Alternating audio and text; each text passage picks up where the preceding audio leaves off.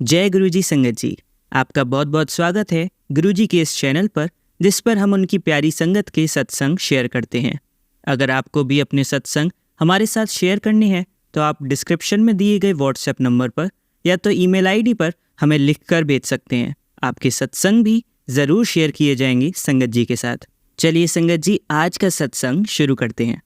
जय गुरुजी की, शुक्राना गुरुजी। गुरुजी की प्यारी संगत को मेरा जय गुरुजी। आज का सत्संग मैं गुरुजी की पुरानी संगत के एक डॉक्टर दंपत्ति की कहानी सुनाने जा रहा हूँ, जो कि खुद मेडिकल स्पेशलिस्ट थे। कई जटिल से जटिल केस उन्होंने सॉल्व किए हुए थे, लेकिन गुरुजी के आगे यह जाने माने डॉक्टर भी फेल हो गए थे। इन्होंने गुरुजी के सामने अपने घुटने टेक दिए जब गुरुजी जालंधर में प्रवास करते थे। इन डॉक्टर साहब का घर गुरुजी के मंदिर के ठीक सामने था, लेकिन कहते हैं कि जब तक गुरुजी आपको अपने से कनेक्ट करना नहीं चाहते हैं, तब तक आप उनसे कनेक्ट नहीं हो सकते। गुरुजी के मंदिर में संगत के सदस्यों की काफी भीड़ रहती थी, लेकिन यह दंपत्ति को साधु सन्यासियों में कोई दिलचस्पी नहीं थी। जो व्यक्ति ज्यादा पढ़ा लिखा होता है, उसके आगे एक आवरण और या पर्दा सा पड़ जाता है, जो कि उसे अच्छे बुरे की पहचान नहीं करने देता। जिस दिन डॉक्टर साहब ने गुरुजी के दर्शन किए,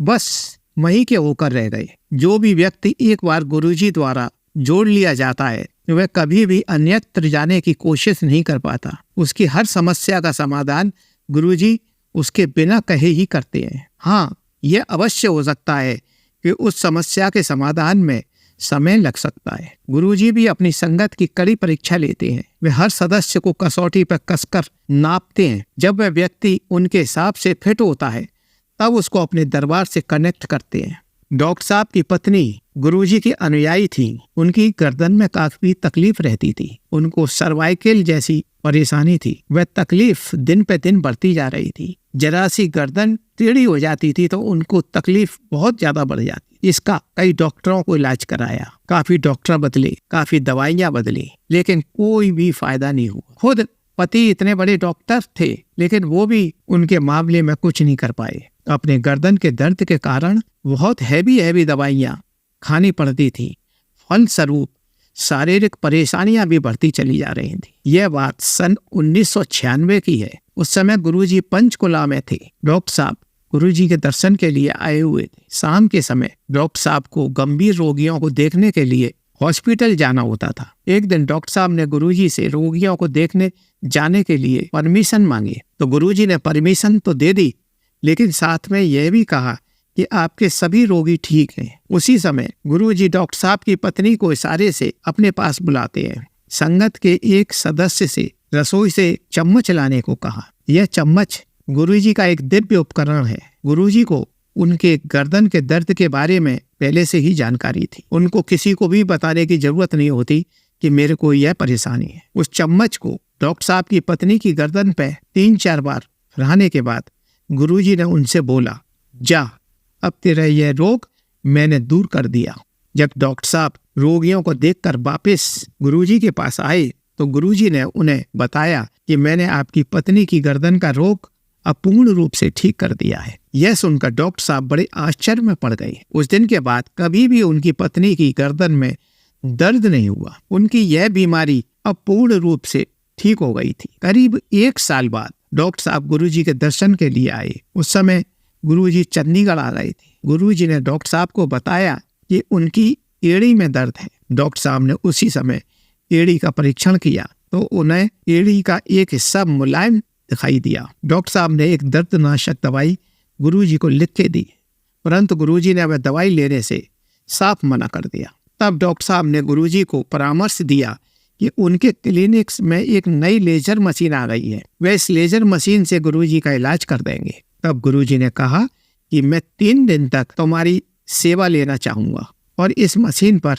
इलाज करा लूंगा। तब डॉक्टर साहब ने कहा कि 3 दिन नहीं, करीबन 10 दिन तक आपको ये ट्रीटमेंट लेना चाहिए। 10 दिन में आपको काफी आराम आ जाए। इस पर गुरुजी बोले, मैं तो आपके कल्याण के लिए यहाँ पे आया हूँ, मुझे अपने इलाज की कोई चिंता नहीं है, मुझे किसी प्रकार के इलाज की आवश्यकता नहीं है। गुरुजी के कथन के ठीक 2 हफ्ते बाद डॉक्टर साहब को हार्ट अटैक पड़ा। जब डॉक्टर साहब का ईसीजी किया तो हृदय परिवर्तन के स्पष्ट संकेत थे।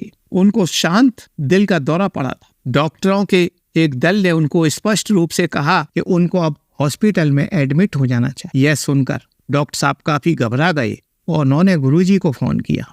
गुरुजी ने फोन पर डॉक्टर साहब की पत्नी को सारा उपचार बता दिया। गुरुजी द्वारा बताए गए उपचार से थोड़ा आराम आया तो डॉक्टर साहब अपनी पत्नी के साथ गुरुजी के दर्शन के लिए मंदिर में आ गए। गुरुजी ने उनको अपने कमरे में लिटाकर उनके पूरे शरीर पर चम्मच फिरा दिया। इसके पश्चात डॉक्टर साहब का कुछ और ट्रीटमेंट भी किया, फिर उनसे बैठ जाने के लिए कहा। गुरुजी ने उन डॉक्टर साहब को बताया कि मैंने तुम्हारे हार्ट अटैक को पूर्ण रूप से ठीक कर दिया है, अब आप अपने एक्सरे वगैरह करा लीजिए और जो भी आपको टेस्ट कराना है आप करा सकते हैं, आपको पता चल जाएगा। सारे टेस्ट नॉर्मल आएंगे। आप भी डॉक्टर हैं और मैं भी डॉक्टर हूँ। आप टेक्निकल में हैं और मेरी टेक्निक में काफी अंतर है, ये आप नहीं समझ पाएंगे। गुरुजी की बातों को डॉक्टर दंपति चुपचाप सुनते रहे। आज उनकी सारी पढ़ाई गुरुजी के आगे बेकार हो गई। डॉक्टर साहब सोचने लगे, मैंने अपने पूरे जीवन में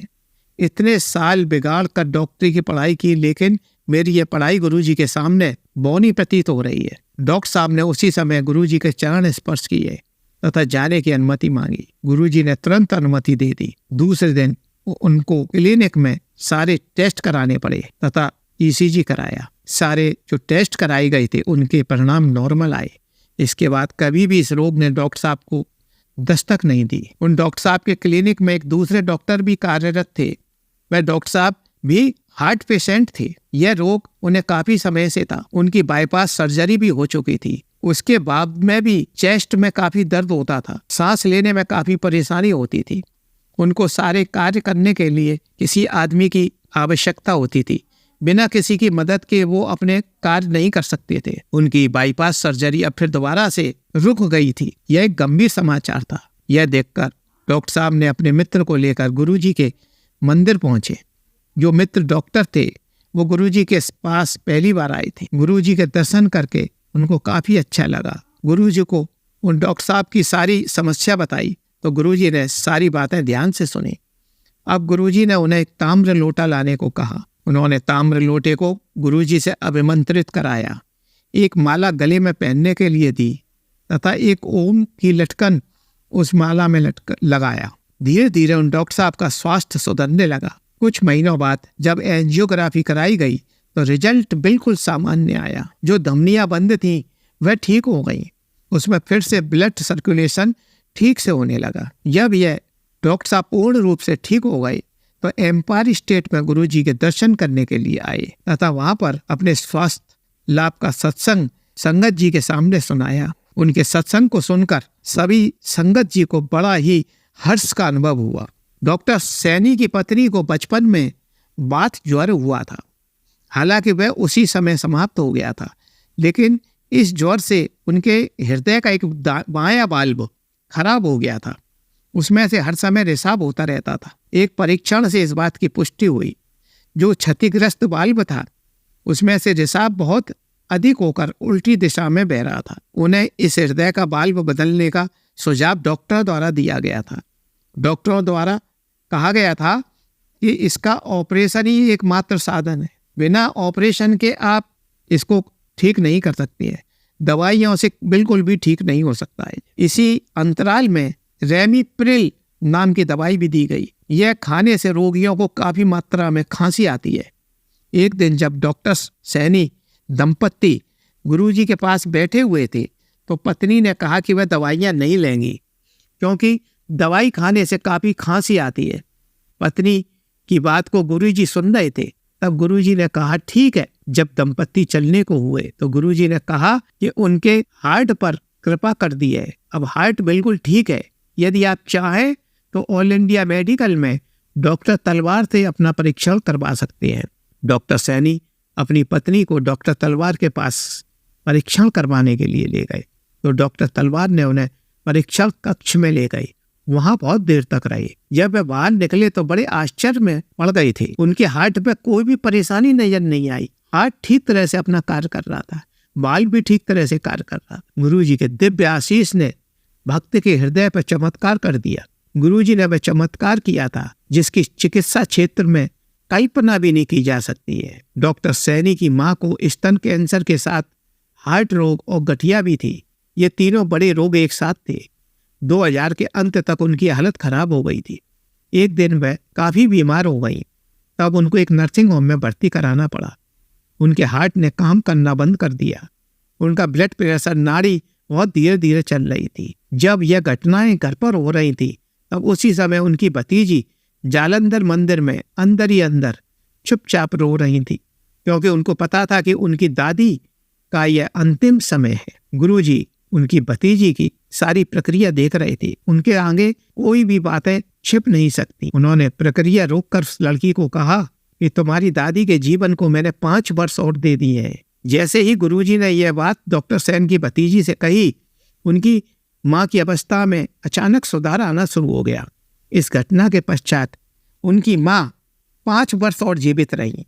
वास्तव में गुरुजी अपने अनुयायियों के साथ सहायता करने को हर समय तत्पर रहते थे। एक दिन गुरुजी ने डॉक्टर सैनी को कहा कि उनका ब्लड टेस्ट करा दें। जब डॉक्टर सैनी ने गुरुजी का ब्लड लिया और टेस्ट कराने के लिए जिस टेक्नीशियन को दिया, वह काफ़ी एक्सपीरियंस बंदा था। उसके कार्य की योग्यता को सभी डॉक्टर मानते थे।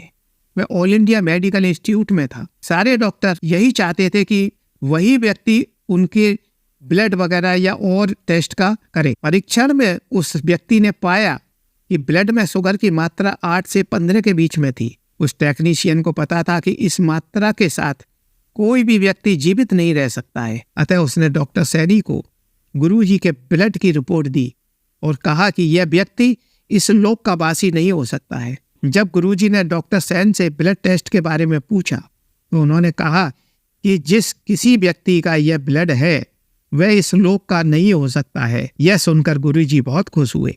उस टेक्नीशियन को आशीर्वाद दिया कि उसकी पदोन्नति होगी और यह आशीर्वाद फिर भलीभूत हो गया, क्योंकि कुछ दिन बाद वैसा ही हुआ। डॉक्टर सैनी का परिवार एक बार चंडीगढ़ से दिल्ली में गुरुजी के दर्शन करने के लिए आए हुए थे। लंगर करने के पश्चात काफी देर हो गई थी और गुरुजी ने उनको आज्ञा भी नहीं दी थी, क्योंकि बिना आज्ञा के कोई भी संगत का सदस्य मंदिर से जा नहीं सकता। जब आज्ञा दी तो रात काफी हो गई थी। अब उनको वापस लौटना था। गुरुजी ने उनसे रुकने के लिए भी बोला, लेकिन डॉक्टर साहब ने मना कर दिया। उन्होंने कार है हम पे, हम आराम से चले जाए। वो आराम से कार वो खुद ही चला रहे थे। कार में परिवार के सारे सदस्य ऊँग रहे थे। अचानक नींद का झोंका आ गया। उन दिनों राष्ट्रीय राजमार्ग एक तरफाई था। बनवे कार ने अचानक दाहिना रुख अपनाया और सामने आते हुए ट्रक की तरफ जाने लगी। उसी समय पत्नी का हाथ उनके कंधे पे लगा। अचानक डॉक्टर सैनी नींद से जाग गए और उन्होंने कार को बाईं ओर मोड़ दिया। कार ट्रक से 6 इंच की दूरी पर से निकल गई। जब वह ऐसे सो रहे थे तो उस समय कौन जाग रहा? यह प्रश्न हमारे बार बार मस्तिष्क में आता है। अगर उस समय नहीं उठाया होता, इन लोगों का क्या होता? पूरी कार का पता भी नहीं चलता कि इस दुनिया में यह कार थोड़े समय पहले थी या नहीं थी। किसने उस समय उनकी पत्नी का हाथ उनके ऊपर उठाने के लिए, जगाने के लिए डाला था? यह सवाल हमारे मस्तिष्क में चलते रहते हैं। हम रात को सो जाते हैं, लेकिन हमारे गुरुजी उस समय भी जाग रहे होते हैं। अब मैं इस सत्संग को यही खत्म करने की इजाजत चाहता हूँ। जय गुरुजी की, शुक्राना गुरुजी का। चलिए संगत जी, अब अगला सत्संग सुनते हैं। जय गुरु जी, जय गुरु जी। संगत जी, गुरुदेव के श्री चरणों में अनंत अनंत कोटि कोटि नमन वंदन प्रणाम है। गुरुदेव के श्री चरणों में मैं आज शुक्राना पुष्प समर्पित करने जा रही हूँ। मुझसे यदि कोई भूल चूक हो जाए, गुरुदेव मुझे माफ़ करिएगा। समझ संगत जी, आप भी मुझे माफ़ करिएगा। ओम नमः शिवाय, शिव जी सदा सहाय। ओम नमः शिवाय, गुरु जी सदा सहाय। ओम नमः शिवाय, शिव जी सदा सहाय। ओम नमः शिवाय, गुरु जी सदा सहाय। जय गुरु जी। संगत जी, मैं आज जो अपना शुक्राना पुष्प समर्पित करने जा रही हूँ, उसमें मैं बस यही कहना चाहती हूँ कि जैसे कि मैं अन्य कई प्लेटफॉर्म्स में अपनी जर्नी सारी शेयर कर चुकी हूँ और गुरुदेव ने मुझे स्वयं जोड़ा और गुरुदेव मुझसे कहते हैं कि तू मेरी सबसे प्यारी बेटी है, तूने मुझे नहीं चुना, मैंने तुझे चुना है, फिर तू क्यों चिंता करती है? संगत जी, चिंता इस बात की होती है कि गुरुदेव से जुड़ने के बाद मुझे पता चला कि मेरे जीवन में इतने हर क्षेत्र में स्ट्रगल क्यों रहे। और उनकी वजह थी लोगों की ज्वेलर्स इस हद तक बढ़ गई कि वे मेरे गुप्त शत्रु में परिवर्तित हो गए। कई तो मेरे अपने ही हैं, मेरे घर के मेरे ब्लड रिलेशन में कह सकते हैं, मेरी इन लॉज फैमिली से कह सकते हैं, पड़ोसी हो सकते हैं। बचपन से हम जिनके बहुत करीब रहे, जिन्हें हमने अपने बहुत बड़े वेल विशर माना, उन्होंने भी गुप्त शत्रु का रोल कम अच्छी तरीके से नहीं निभाया है। अव्वल दर्जे में वो लोग पास हुए हैं और इन सब की वजह से फैमिली लाइफ इतनी डिस्टर्ब हो जाती है कि एक स्ट्रॉन्ग बॉन्डिंग होने के बाद भी हम फैमिली मेम्बर्स में हम दूर दूर हो जाते हैं। रहते तो एक छत के नीचे हैं पर दूरियां दिलों की बहुत ज़्यादा होती हैं। गुरुदेव सब ठीक कर रहे हैं और चिंता बनी रहती है कि न जाने अगले पर कौन सा क्या सीन क्रिएट हो जाएगा, जिसकी वजह से हमारे बच्चे अफेक्ट होते हैं, उनकी ग्रोथ रुकती है, उनकी प्रोग्रेस रुकती है, उनकी स्टडी में बहुत प्रॉब्लम्स आ जाती हैं और बाकी तो अदर करिकुलर एक्टिविटीज़ में हम एक्स्ट्रा डेवलपमेंट उनका कुछ करवाना चाहें वो तो साइड में ही रह जाता है। संगत जी, मैं यदि अपनी लाइफ में कुछ करना चाह रही हूँ तो इतनी स्टक हूँ, बुरी तरह से स्टक हूँ संगत जी। कुछ करना सोचती हूँ, चाहती हूँ, बट कर ही नहीं पाती क्योंकि ये फालतू की उलझनों में ही हम इतने उलझे हुए रहते हैं। लेकिन कल रात को मेरे माइंड को इतना स्ट्रॉन्ग किया गुरुजी ने और मैंने सरेंडर किया था, लेकिन सही मायने में सरेंडर नहीं हुआ था। वो मैं कल रात में किया। मैंने कहा गुरुजी से मुझे आप कोई चिंता नहीं करनी है, आपको जो करना है करिए, जैसा हो उसका सामना आप ही करवाना, आप ही हिम्मत देना। अब मुझे किसी तरह की कोई चिंता नहीं करनी है, मुझे बस मेरे बेटे की स्टडी देखनी है, घर के मेरे जो अपने कर्तव्य हैं उन्हें देखने हैं, इसके अलावा मुझे और कुछ नहीं करना है बेटी जी। और मैं बहुत सुकून से शांति से सो गई। संदीप जी, उनकी रहमत इतनी वर्षे कि विदिन 2 to 3 मिनट रात की 11 बजे फिर अंकल जी घर आ गए और उन्होंने मेरे बेटे को प्रॉमिस किया कि कल से हम जल्दी आएंगे। आगे जो भी गुरुदेव की वर्षी जैसा भी हो, लेकिन इसके पहले ऐसा सीन नहीं होता था। ये उनकी रहमत है। शुक्राना गुरुजी, अनंतम अनंतम अनंतम शुक्राना गुरुजी। और जो भी मेरे जीवन को बिगाड़ना चाह रहे थे, मेरे जीवन में मेरे जीवन के हर एक एस्पेक्ट को वो लोग बिगाड़ कर मुझे रोड पे लाने की जो ख्वाब देखते हैं, गुरुदेव उन्हें उन सब को मेरे जीवन से दूर निकाल रहे हैं और चाहते हैं कि मेरे बच्चों का जो करियर है वो पूरी तरह से स्पॉइल हो जाए। उनके पूरे प्लान्स फेल कर रहे हैं गुरुजी और वो खिसियानी बिंदे खम्बा नोचे वाला काम कर रहे हैं सच में संगत जी, क्योंकि सब कुछ उनकी प्लानिंग प्लॉटिंग जो भी है ना, सब फेल हो रहे हैं। हरे पीले काले नीले जादू सब फेल हो रहे हैं, सब बैकफायर हो रहे हैं संगत जी। तो ये गुरुदेव की रहमत है। बस अपनी शरण में बनाए रखे, अपनी कृपा दृष्टि हम पर बनाए रखे और हम सब संगत जनों के जीवन को सार्थक बनाए, यही उनसे अरदास है। जय गुरु जी, शुक्राना गुरु जी, अनंतम अनंतम शुक्राना गुरु जी। ओम नमः शिवाय शिव जी सदा साय, ओम नमः शिवाय गुरु जी सदा साय, ओम नमः शिवाय शिव जी सदा साय, ओम नमः शिवाय गुरु जी सदा साय। जय गुरु जी, शुक्राना गुरु जी। चलिए संगत जी, अब अगला सत्संग सुनते हैं। गुरु जी की प्यारी प्यारी संगत को जय गुरु जी। हम आज अपना शुक्राना सत्संग शेयर करने जा रहे हैं गुरु जी की आज्ञा से। आइए हम मंत्र जाप करते हैं। ओम नमः शिवाय शिव जी सदा सहाय, ओम नमः शिवाय गुरु जी सदा सहाय, ओम नमः शिवाय शिव जी सदा सहाय, ओम नमः शिवाय गुरु जी सदा सहाय। संगत जी, मैं रात में सोने की तैयारी में थी और मैं आके सोफ़े पे सो गई। सोफ़े पे सोते ही मुझे थोड़ा सा हार्ट में पेन होने लगा, जो कि मुझे हार्ट की प्रॉब्लम है, तो थोड़ा सा भी दर्द होता है तो थोड़ी टेंशन सी हो जाती कि कोई बड़ी प्रॉब्लम ना हो जाए करके। और मैं गुरुजी को लेटे लेटे सोफ़े पे कहने लगी कि गुरुजी प्लीज़ थोड़ा देख लेना, आप तो जानी जहान है, आप सब जानते हैं अभी कंडीशन बिल्कुल ठीक सी नहीं चल रही है और कुछ किसी के सामने ऐसे शर्मिंदगी वाली बात नहीं करवाना कि बस आप देख लेना गुरुजी, मैं नहीं जानती, सब मैंने आपको सौंप दिया है, आप सब देख लेना। और मैं गुरुजी का मंत्र जाप करते करते मेरी आँख कब लग गई मुझे पता ही नहीं चला। और मैंने जो बेडशीट ओढ़ी हुई थी अपने ऊपर, वो साइड में करवट लेते ही नीचे गिर गई।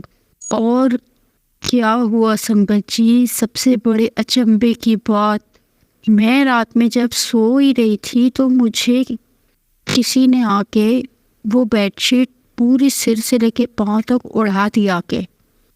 जैसे हम बचपन में जैसे हमारे ऊपर से चादर गिर जाती तो हमारे मम्मी या पापा आके हमें उड़ा देते कि बच्चे को ठंड ना लगे, ऐसे इसी फॉर्म में बिल्कुल ऊपर से लेके नीचे तक मेरी चादर ओढ़ी हुई। संगत जी, आप विश्वास नहीं मानोगे, मैं इतनी आश्चर्यचकित कि गुरुजी ने मुझे चादर उड़ाई रात में आके।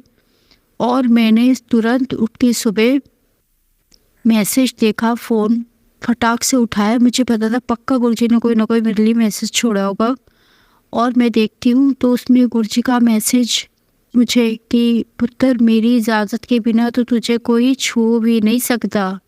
तो सोचो संगत जी, ऐसे है हमारे गुरुपा, इतने प्यारे हैं ना कि मैं बता नहीं सकती। शुक्राना शुक्राना, लख लख शुक्राना मेरे गुरुपा, लख लख शुक्राना। और दूसरा सत्संग, मुझे काफ़ी दिनों से ये मैसेज आ रहे थे गुरुजी के कि पुत्र, मैं तेरे घर आने वाला हूँ चाय पीने के लिए, तेरे सोफे पे बैठ के मैं तेरी सारी बातें सुनूंगा, तेरे सारे दुख सुनूंगा, तू परेशान ना हो, मैं आने वाला हूँ। और मेरी आदत है, मैं रोज़ सत्संग करती हूँ गुरुजी का। तो मैं ऐसे ही स्क्रॉल कर रही थी, अभी मेरी कोई तैयारी नहीं थी सत्संग करने की, मैं बस स्क्रॉल कर रही थी, मुझे एक सत्संग आया था तो मैंने वो क्लिक किया। बट वो सत्संग की जगह 1 घंटे वाली प्लेलिस्ट लग गई। मैंने कहा अब मैं कैसे रोकूं इसको। मैंने कहा जो भी करवा रहे हैं सब गुरुजी करवा रहे हैं। तो मैंने गुरुजी से बोला, गुरुजी बस आप 2 मिनट का मुझे टाइम दो। मैंने फटाफट दी आरती करी, गुरुजी आरती जलाई गुरुजी के लिए, गुरुजी को टीका लगाया और फटाफट जो मेरे पास था, मतलब कोई प्रसाद की तैयारी नहीं, कुछ नहीं, बस बिस्किट पड़े थे और नमकीन रखा था, मैंने वही फटाफट करके प्रसाद करके और फटाफट कॉफ़ी बना के गुरुजी के लिए, गुरुजी को भोग, चाय प्रसाद का भोग लगा दिया। और मैं सिमरन किया, मैंने अरदास करी, गुरुजी से बहुत सारी बातें करी उसी सत्संग के दौरान। और मैं आँख खोलती हूँ तो मैं क्या देखती हूँ संगत जी कि गुरुजी कॉफ़ी का मग लेके बैठे हैं, जो कि मैं अभी तक जो भी प्लेलिस्ट लगाती थी उसमें कभी भी फ़ोटो चेंज नहीं होती थी गुरुजी की। और उसमें अचानक से कॉफ़ी वाला मग लेके गुरुजी बैठे हुए हैं संगत जी, मैं तो क्या बताऊँ। शुक्राना शुक्राना, लख लख शुक्राना मेरे गुरुपा। और सोचिए कि मैंने उस दिन कॉफ़ी ही बनाई गुरुजी के लिए, और गुरुजी चाय का भी मग लेके बैठ सकते थे, पर नहीं, गुरुजी कॉफ़ी के ही मग हाथ में था गुरुजी के। और मैंने जैसे सोचा कि चलो मैं स्क्रीनशॉट ले लेती, मैंने स्क्रीनशॉट लिया और वो 1 घंटे वाली प्लेलिस्ट गायब। उसके बाद वो प्लेलिस्ट ही नहीं आ रही और आधे घंटे वाली प्लेलिस्ट लग गई। आप विश्वास नहीं मानेंगे संगत जी, आधे घंटे वाली प्लेलिस्ट लग गई। और मैंने बोला जय गुरुजी, जैसी आपकी आज्ञा, मैंने आधे घंटे वाली प्लेलिस्ट लगाई और मैंने आधे घंटे वाला कंप्लीट किया सत्संग। शुक्राना शुक्राना मेरे गुरुपा, आप इतने अच्छे हो ना, love you so much Guruji, love you love you love you. जो मेरा सत्संग शेयर कर रहे हैं उनको भी बहुत सारी ब्लेसिंग्स देना गुरुपा। ओम नमः शिवाय, शिवजी सदा सहाय। ओम नमः शिवाय, गुरुजी सदा सहाय। ओम नमः शिवाय, शिवजी सदा सहाय। ओम नमः शिवाय, गुरुजी सदा सहाय। चलिए संगत जी, अब अगला सत्संग सुनते हैं। ओम नमो शिवाय, शिवजी सदा सहाय। ओम नमो शिवाय, गुरुजी सदा सहाय। जय गुरुजी, शुक्राना गुरुजी। संगत जी, गुरुजी के चरणों में ये अमृत वेला का शुक्राना सत्संग है। गुरुजी महाराज इसी तरह मेहर बनाए रखना कि ये शुक्राने जो हैं अमृत वेले कभी भी हमारे ख़त्म ना हो, हमेशा हम शुक्राना करते रहें गुरु महाराज। संगत जी, गुरुजी के जो शुक्राने हैं इतने हैं कि हम करते करते थक जाएंगे, दिन रात ख़त्म हो जाएगा। तो गुरुजी महाराज आपका अनंतम अनंतम शुक्राना है, जो भी आपने दिया है और जो नहीं भी दिए हैं उन सब के लिए भी शुक्राना, हर एक चीज़ के लिए शुक्राना गुरु महाराज, हर एक उन दुखों का भी शुक्राना है, उन सुखों का भी शुक्राना है जिसकी वजह से हम आपके साथ जुड़े हुए हैं। अनंतम शुक्राना महाराज। संगत जी, गुरु जी के मैसेज आते हैं जैसे कि बेटा तूने बहुत जो है दुख देखे हैं, तेरा बुरा वक्त जो है तूने बहुत देख चुकी है, अब तेरा अच्छा समय शुरू हो चुका है, तेरी लॉटरी और जैकपॉट लगने वाला है। इस महीने में खुशखबरी के लिए शुक्राना अदा करके अपनी ब्लेसिंग शेयर कर दे। तो गुरुजी महाराज इस तरह से ऐसे पॉजिटिव मैसेज देते हैं और जिसमें गुरुजी महाराज उनकी आपकी ब्लेसिंग से की जो है वो लॉटरी लगी हुई है। संगत जी, ज़रूरी नहीं है कि वो जो लॉटरी है वो पैसों की ही हो, तो जो लॉटरी जो है गुरु की मेहर की, गुरु की ब्लेसिंग्स की भी होती है। कि कई बार हम संगत जी ऐसे सत्संग सुनते हैं जिसको सुन के हमारी आंखों में आंसू आ जाते हैं और हम बहुत ब्लेस्ड फील करते हैं। कोई संगत जो सत्संग सुनाती है तो हमें ऐसे लगता है कि वाकई में वो सारी चीज़ें हमारे साथ हो रही होती हैं। तो हमारे अंदर भी एक जो है तड़प उठती है गुरु जी से मिलने की। ऐसे मन करता है कि हम भाग के बड़े मंदिर चले जाएं। मतलब ये सारी जो है हमारे लिए संगत जी लॉटरी ही है, हमारे लिए जैकपॉट ही है।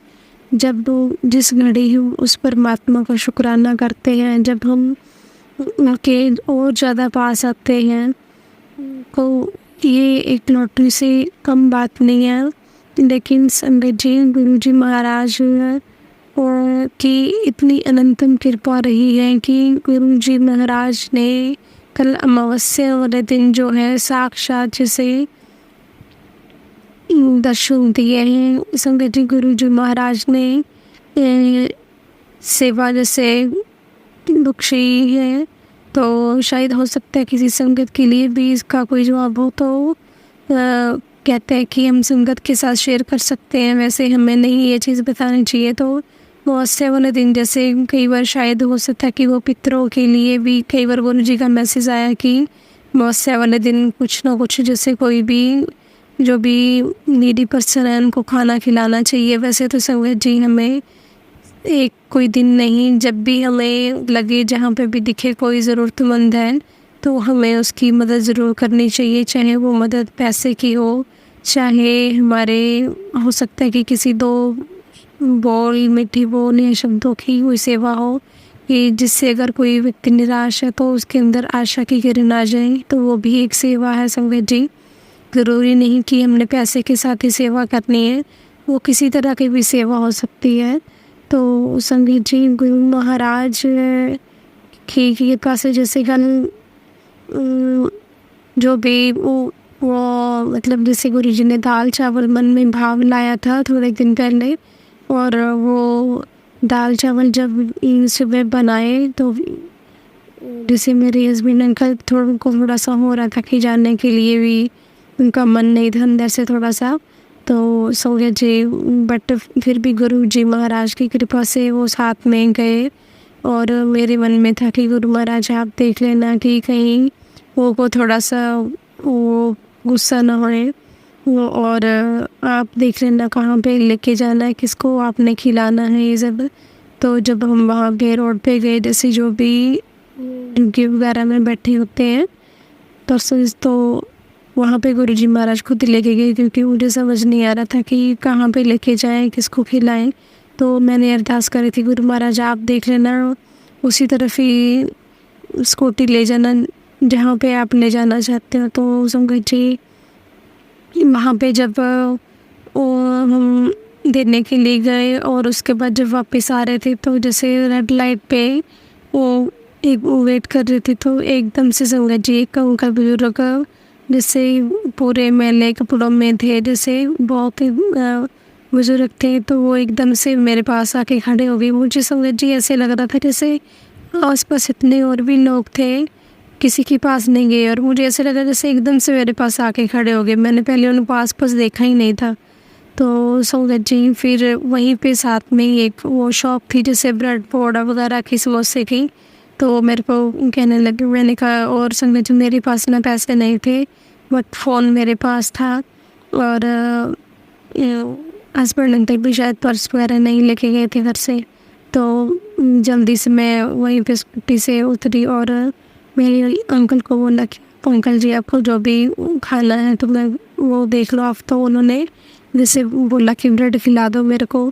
तो संगत जी फिर जब जैसे उनको खिलाया मतलब उनको पैक करवा दिया। वो कहते मुझे पैक करवा दो आप, घर में भी है। तो मेरे मन में ऐसे आ रहा था कि शायद और भी उनको नीड है, कह रहे थे कि घर में है कोई।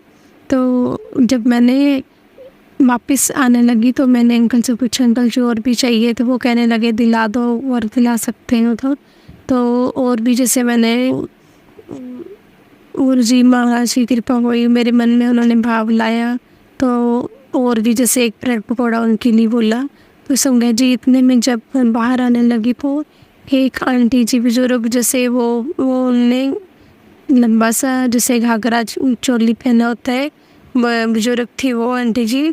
तो एकदम से वो पता नहीं मुझे समझ नहीं आया वो कहाँ से मेरे सामने आ गई और मेरे को कहने लगी बेटा मैं भूखी हूँ, मेरे को कुछ खिला दे, तेरे को बड़ी आशीष लगेगी, दुआएं मिलेगी। वो मेरे सिर पे ऐसे हाथ रख देंगी। तो फिर मैंने बोला अंकल जी को कहती हुए बैठ के खा लो, बड़े आराम से खा लो, इस तरह से उनका मन हुआ। तो मैंने कहा आंटी आप अंदर बैठ जाओ, वहाँ पे जगह थी बैठने की। तो भैया को मैंने बोला कि भैया आप इनको आंटी जी को भी वो कहते ब्रेड पकौड़ा खाना है। मैंने तो उनको ब्रेड पकौड़ा उन्होंने खिला दिया। तो संगत जी मेरे मन में ऐसे भाव यही था कि वो बोला वो गुरु जी महाराज ही उन्हीं रूप में आए थे, क्योंकि एकदम से सामने आए दोनों अलग अलग टाइम पे मेरे। और इतने सारे और लोग वहाँ पे थे, किसी के पास वो नहीं गए हैं। तो संगत जी मेरे मन में यही था, घर में भी आई तो शुक्राना कर रही थी महाराज का कि आप इस तरह से अपने आप ही सेवा करवा लेते हो। तो संगत जी मन में था कि गुरु जी महाराज है, ऐसे आ रहा था कि गुरु जी आपको साइन दो अगर आप आए थे या कुछ है। कई बार ऐसे मन में आ रहा था कि आप मुझे वो खुशबू फील करवाओ अगर आप आए थे या कुछ भी। तो संगत जी कोई गुरु महाराज ने देखो उसी टाइम में जब मैं आई हूँ तो मैंने साथ साथ घर में आई तो खाना बनाना था, तो रोटी वगैरह भी बनानी थी। तो बनाते जब मैं सत्संग सुन रही थी तो गुरु महाराज ने सेम वही ओल्ड संगत जी का सत्संग सुनाया।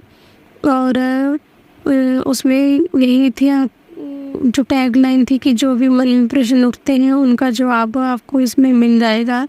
तो संगत जी उसमें अंकल ने वही सत्संग सुनाया कि वो भी जैसे और संगत जी जब मैं वहाँ पे रेड लाइट पे रुक रही थी उससे पहले मैं स्टेशनरी की शॉप पे गई थी रजिस्टर लेने के लिए। मैंने जैसे रजिस्टर लेने थे और सेम वही संगत जी ने सत्संग सुनाया कि वो भी स्टेशनरी की शॉप पे गए थे अपने बेटे के लिए और साथ में पैसे नहीं देके गए थे ज़्यादा।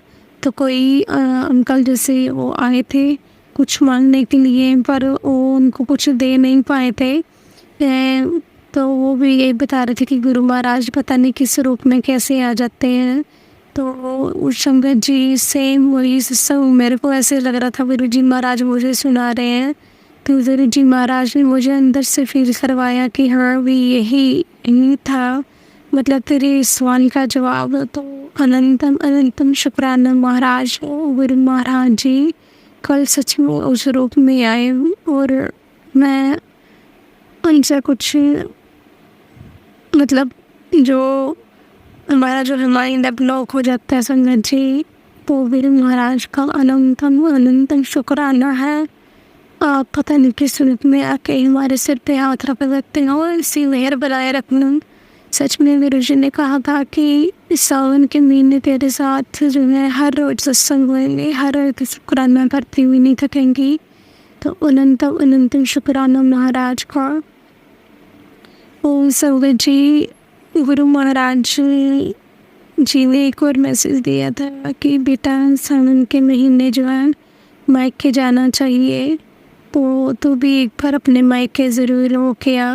और ये मतलब अच्छा होता है कि मायके में बरकत बनी रहती है अगर हम अपने मायके में सावन में जाते हैं। तो गुरु जी महाराज ऐसी समझ देने के लिए, ऐसे संदेश दे के। हमें नहीं पता हमारी उसमें क्या भलाई छुपी है, क्या ब्लेसिंग आप देना चाहते हो। अनंतम अनंतम शुक्राना। ऐसे ही अपनी कृपा बनाए रखना।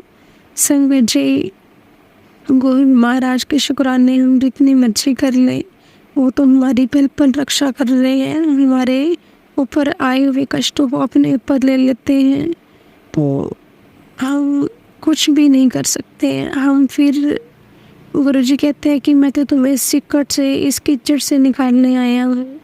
तो जब बड़े मंदिर आते हो तो तुम्हारी जो है इतनी बड़ी बड़ी जो पंड होती है, जो बड़ी बड़ी पोती होती है तुम्हारी, जो बुरे कर्मों की, मैं उनको धो के साफ करके तुम्हें भेजता हूँ। लेकिन जब तुम दोबारा आते हो तो फिर तुम्हारा वही हाल होता है। तुम फिर पापों की जो है, अपने कर्मों की मैल इतने साथ लेके आते हो। तो गुरु जी महाराज शुक्राना शुक्राना।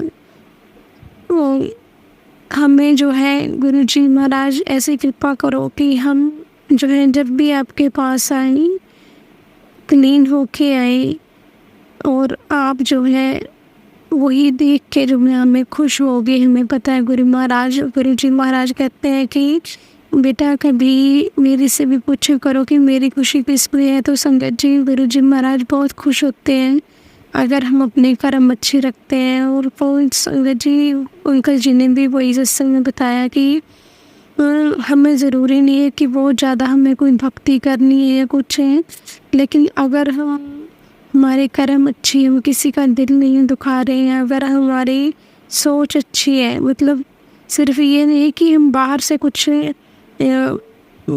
कर्म मना करते तो वही होता है, लेकिन अगर हमारी जो सोच हो ना, सोच के साथ भी हम अगर सोच में भी अगर हम किसी के लिए बुरा ले आते हैं तो संगत जी वो भी हमारा कर्म बन जाता है। चाहे हम उसको अप्लाई करें चाहे ना करें, लेकिन वो भी हमारा एक कर्म बन जाता है। तो हमें कोशिश करनी चाहिए। गुरु महाराज कृपा कर ऐसी करो कि हम जो है ऐसे अपने जो है कर्म अच्छे रखें, हमारे मन के अंदर भी किसी के लिए कोई बुरा जो है वर्ड, बुरा शब्द ना आए, किसी के लिए भी बुरा ना सोचें। अनंतम अनंतम शुक्राना महाराज।